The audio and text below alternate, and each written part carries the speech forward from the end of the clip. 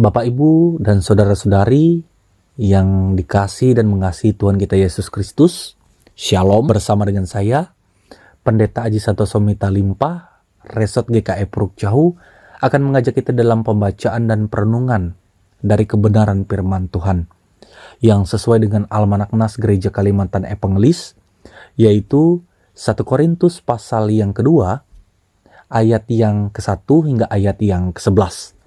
Yang dimana nanti saya akan mengajak kita berfokus pada ayat yang ke-9 di dalam pendalaman perenungan kebenaran firman Tuhan. Nah, sebelum kita membaca dan merenungkan dari kebenaran firman Tuhan ini, mari kita rendahkan hati kita memohon tuntunan daripada Roh Kudus. Mari kita berdoa. Kami mengucap syukur dan terima kasih Tuhan karena berkat anugerah-Mu yang begitu luar biasa dalam kehidupan kami. Dari dahulu bahkan pada saat ini tidak pernah berubah, selalu boleh terjadi secara nyata dan ajaib.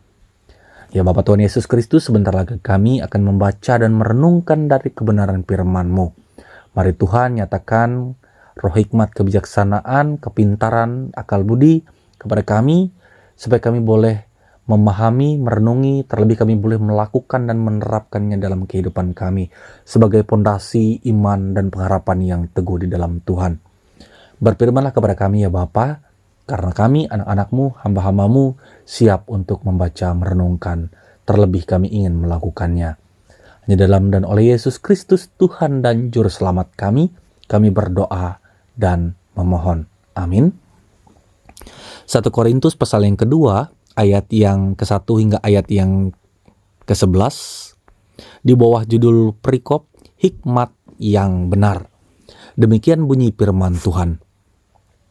Demikianlah pula ketika aku datang kepadamu, saudara-saudara, aku tidak datang dengan kata-kata yang indah atau dengan hikmat untuk menyampaikan kesaksian Allah kepada kamu. Sebab aku telah memutuskan untuk tidak mengetahui apa-apa di antara kamu selain Yesus Kristus, yaitu Dia yang disalibkan. Aku juga telah datang kepadamu dalam kelemahan dan dengan sangat takut dan gentar. Baik perkataanku maupun pemberitaanku tidak kusampaikan dengan kata-kata hikmat yang meyakinkan, tetapi dengan keyakinan akan kekuatan roh. Supaya iman kamu jangan bergantung pada hikmat manusia, tetapi pada kekuatan Allah. Sungguh pun demikian kami memberitakan hikmat di kalangan mereka yang telah matang, yaitu hikmat yang bukan dari dunia ini dan yang bukan dari penguasa-penguasa dunia ini, yaitu penguasa yang akan ditiadakan. Tetapi yang kami beritakan ialah hikmat Allah yang tersembunyi dan rahasia, yang sebelum dunia dijadikan telah disediakan Allah bagi kemuliaan kita. Tidak ada dari penguasa dunia ini yang mengenalnya, sebab kalau sekiranya mereka mengenalnya, mereka tidak menyalibkan Tuhan yang mulia. Tetapi seperti ada tertulis, apa yang tidak pernah dilihat oleh mata dan tidak pernah didengar oleh telinga dan tidak pernah timbul di dalam hati manusia, semua yang disediakan Allah untuk mereka yang mengasihi Dia. Karena kepada kita Allah telah menyatakannya oleh Roh. Sebab Roh menyelidiki segala sesuatu, bahkan hal-hal yang tersembunyi dalam diri Allah. Siapa gerangan di antara manusia yang tahu apa yang terdapat di dalam diri manusia selain roh manusia sendiri yang ada di dalam dia?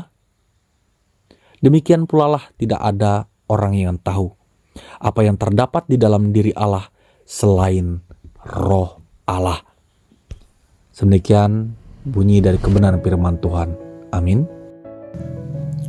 Bapak, Ibu, dan saudara-saudari yang dikasihi dan diberkati oleh Tuhan kita Yesus Kristus, dari kebenaran firman Tuhan yang telah kita bacakan bersama-sama tadi, di sini kembali saya ingin mengajak kita untuk berfokus dalam kebenaran firman Tuhan, yaitu pada ayat yang ke-9.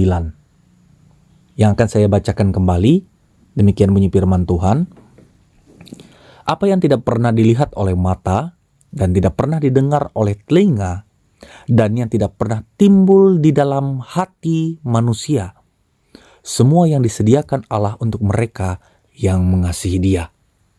Nah, Bapak, Ibu, dan saudara-saudari sekalian, dari ayat nas tersebut dapat disimpulkan bahwa tidak ada perkara yang mustahil bagi Tuhan.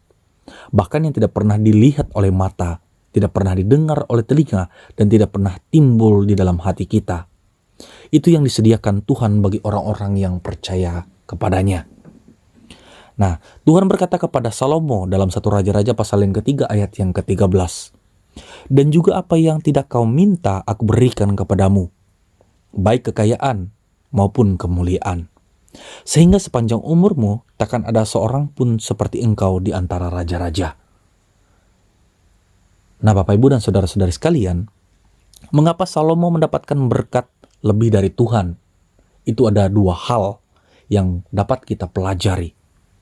Karena ia memiliki kerendahan hati, berani mengakui kekurangan dan kelemahannya. Salomo berkata, "Ya Tuhan Allahku, Engkaulah yang mengangkat hamba-Mu ini menjadi raja menggantikan Daud, ayahku. Sekalipun aku masih sangat muda dan belum berpengalaman." Tidak mudah menemukan orang yang rendah hati. Sebaliknya, banyak ditemukan orang yang cenderung mengatakan dirinya lebih hebat.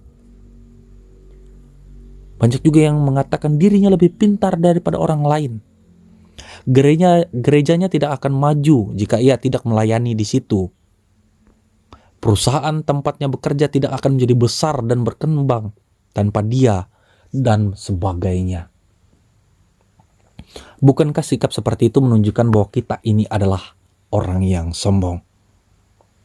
Firman Tuhan mengatakan, manusia yang sombong akan direndahkan, dan orang yang angkuh akan ditundukkan.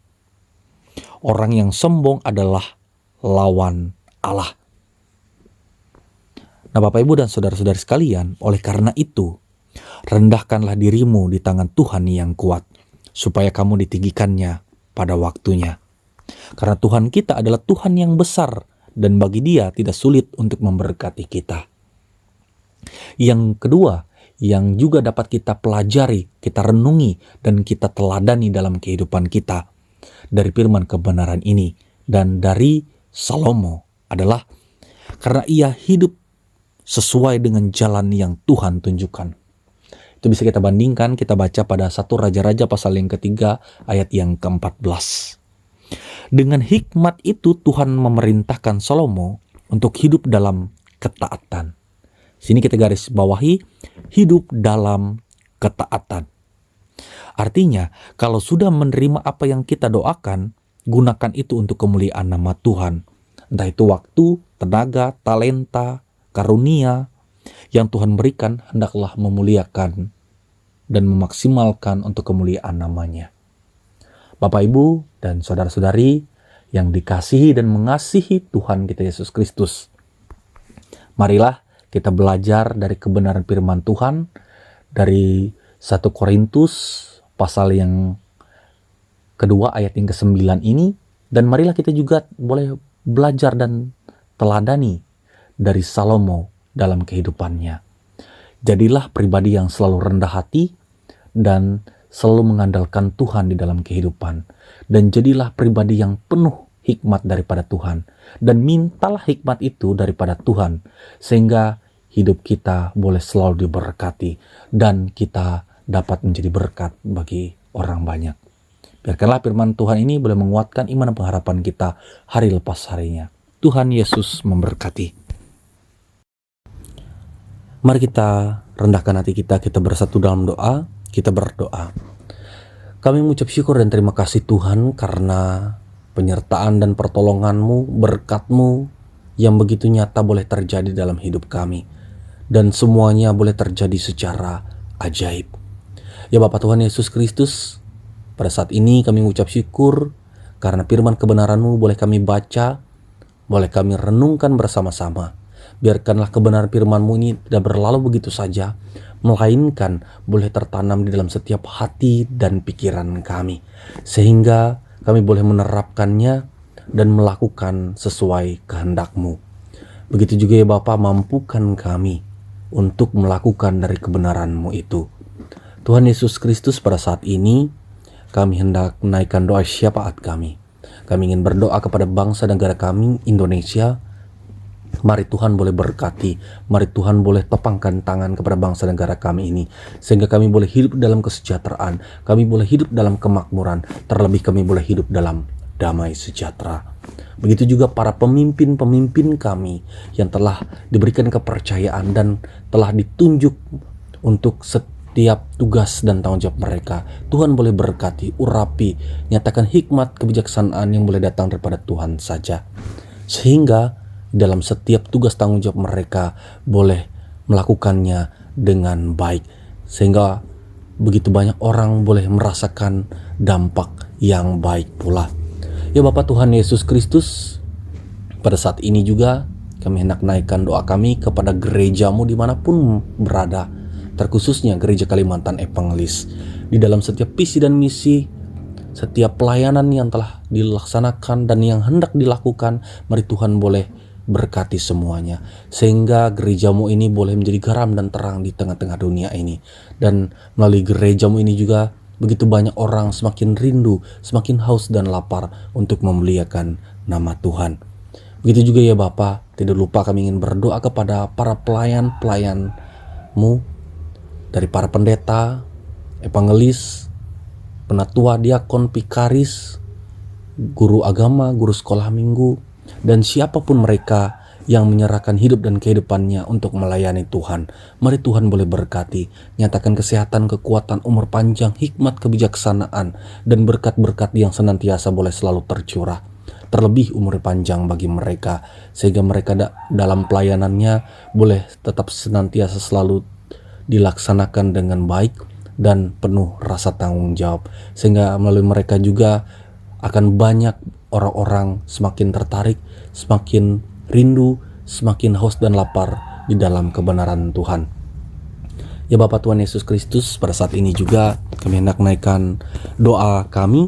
Kami ingin berdoa kepada jemaat-Mu, terkhususnya jemaat Lacam Mangko Beras Belangi. Mari Tuhan boleh berkati setiap harapan daripada gerejamu ini, jemaat-Mu ini. Biarkanlah jemaat-Mu ini boleh bertumbuh, berbuah yang manis, yang lebat di dalam Tuhan. Dan biarkanlah jemaat-Mu ini boleh menjadi jemaat yang mandiri, jemaat yang tangguh, yang senantiasa mengandalkan Tuhan sepenuhnya dalam pelayanan mereka. Setiap visi dan misi mereka boleh terwujud dan terlaksana secara baik dan ajaib di dalam Tuhan saja. Ya Bapa Tuhan Yesus Kristus, inilah doa harapan pinta kami di dalam keterbatasan mulut lidah kami. Namun kami yakin dan percaya Tuhan telah rancangkan yang terbaik dan yang sangat terbaik bagi kami.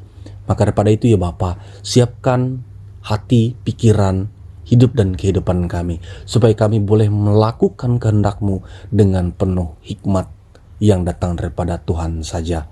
Hanya di dalam dan oleh Tuhan Yesus Kristus yang telah mengajarkan kami berdoa demikian. Bapa kami yang ada di sorga, dikuduskanlah nama-Mu, datanglah kerajaan-Mu, jadilah kehendak-Mu di bumi seperti di sorga. Berikanlah kami pada hari ini makanan kami yang secukupnya, dan ampunilah akan kesalahan kami, seperti kami juga mengampuni orang yang bersalah kepada kami. Jangan membawa kami dalam pencobaan, tetapi lepaskanlah kami daripada yang jahat. Karena Engkau punya kerajaan dan kuasa dan kemuliaan sampai selama-lamanya. Amin. Tuhan memberkati engkau dan melindungi engkau. Tuhan menyinari engkau dengan wajah-Nya dan memberi engkau kasih karunia. Tuhan menghadapkan wajah-Nya kepadamu dan memberi engkau damai sejahtera. Amin.